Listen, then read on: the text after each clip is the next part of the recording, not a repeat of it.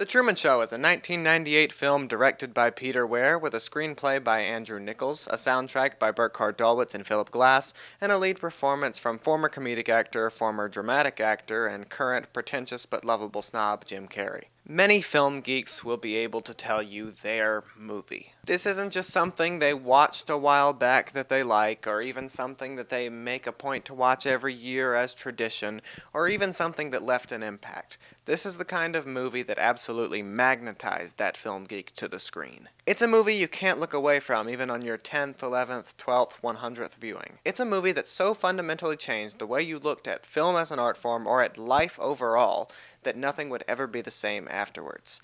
It's your movie. The Truman Show is my movie.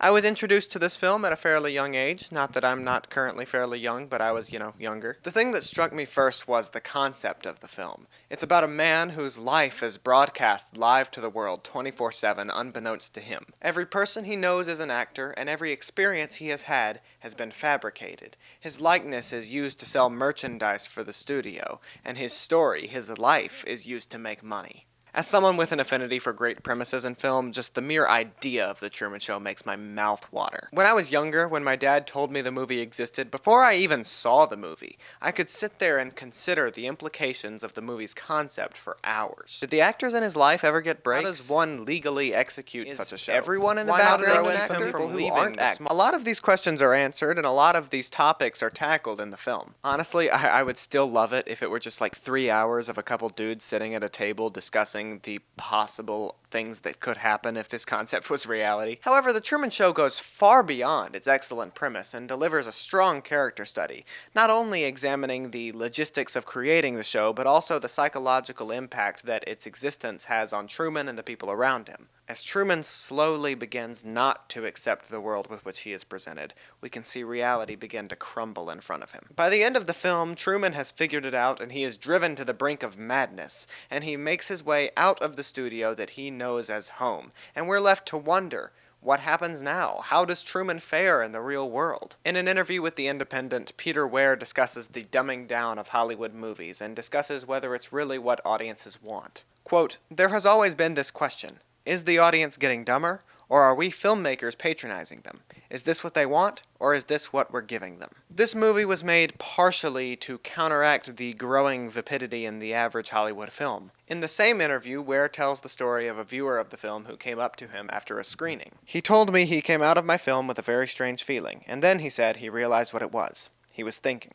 At its core, The Truman Show is a movie that makes you think, and it's the result of thinking. It's the result of one giant what if. As the screenwriter Andrew Nichols once said, "I think everyone questions the authenticity of their lives at certain points. It's like when kids ask if they're adopted." Now, the thinking behind this film isn't just provocative of more thinking on the part of the viewer, it also borders on being prophetic. In fact, it could be said that The Truman Show predicted the age of oversharing. Today, everyone seems to want to be like Truman, to have people see them and care about them and understand them and know them and idolize them. All of us, just as humans, kind of want all eyes to be on us, and this film wonderfully reflects that. However, the film makes a counter-argument to those who want that life. It asks, at what cost? At what point have you shared too much to truly be yourself? Can authenticity really exist with the pressure of the eyes of the world upon it? Now, Ed Harris's character, Christoph, he gives us a lot to think about as well. He's the man responsible for the fallacy of Truman's life circumstances, a director of sorts, an artist with an idea. He lives and breathes Truman, spending most of his time in the control room from which the artificial life is masterminded. He cares about Truman, but not exactly as a human. He cares about him as an idea, as a subject for his art. The movie shows us this and then seems to ask the question, what's the difference between caring for a child and caring for a brainchild of sorts? Is there really that much of a distinction between the love one feels for their art and the love one feels for their family? The attention to detail in The Truman Show is insane. Every street in the town of Sea Haven and every person around Truman is named after a movie star. His wife, Meryl, his best friend, Marlon, it goes on. Christoph's name is a reflection of his image of himself. The name purposefully includes the word Christ. In the beginning of the film, there's a bottle of vitamin D on Truman's counter. That's because the sun in the studio is fake, and he doesn't get exposure to the real sun. and they added in the vitamin D, so that I only learned that while researching the video, and I went back and checked the movie to be sure, and yep, it's there, and that makes me happy. And then, of course, there's Truman, whose name is intended to sound like true man. He's a real person. He's a reflection of all of us. That's how the studio and the audience see him. To them, he's just a hero. And that's one of the things I love about this film. It doesn't simply villainize the people who hold Truman in captivity. It also shows us the joy that he brings to other people. And it leaves us to wonder, is the fake world which he inhabits authentic enough to be better than the more real, more cruel world outside of it? It would be difficult and wrong to discuss this film without bringing up the lead performance by Jim Carrey. When you watch this film, that performance isn't exactly the first thing that strikes you, but when you begin to consider alternatives, you sort of start to realize Carrey's genius in the role. For example, Gary Oldman was considered to play Truman, and just no. Director Peter Weir decided he wanted Jim Carrey to play Truman after seeing him in Ace Ventura. No, he didn't go to see one of Jim Carrey's more, dramatic and serious roles and then decide from that he wanted him in it. No, he went and saw Ace Ventura, Pet Detective, and decided, yep, that's the guy who's gonna star in my high-concept drama film. And you know what? The crazy son of a gun did it. It worked.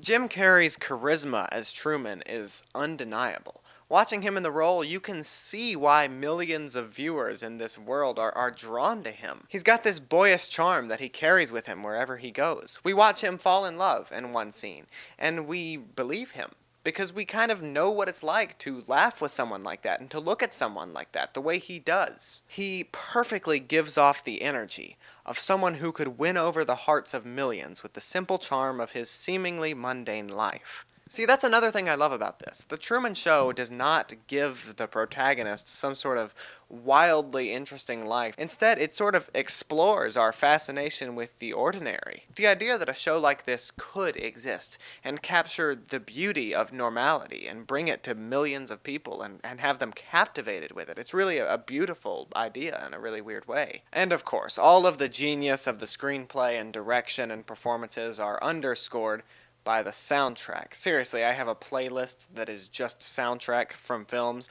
and this film makes up a chunk of it. It's gentle and understated, but at the same time powerful and uplifting. I love it with all of my heart. All of this, and the film went shockingly underappreciated when it was released. It was nominated for Best Director at the Oscars, but got no such love in the Best Picture category, which it should have won.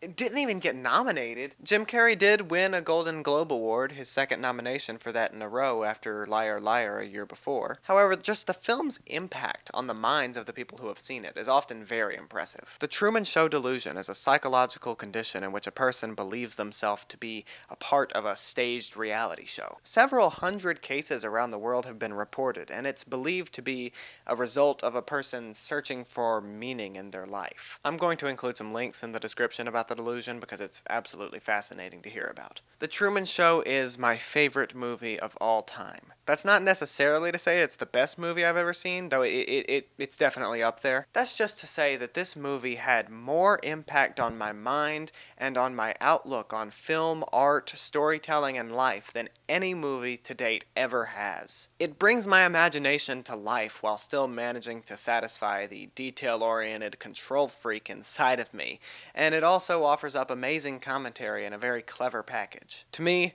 The Truman Show is perfect. And that might not be true in a technical sense, and it might not be true to everyone who sees it, but to me, it most certainly is. It's my movie. I'll see you in the next video, and in case I don't see you, good afternoon, good evening, good night. This has been Why The Truman Show is my favorite movie of all time. I'm Sam Morgan. This is Pictures Up.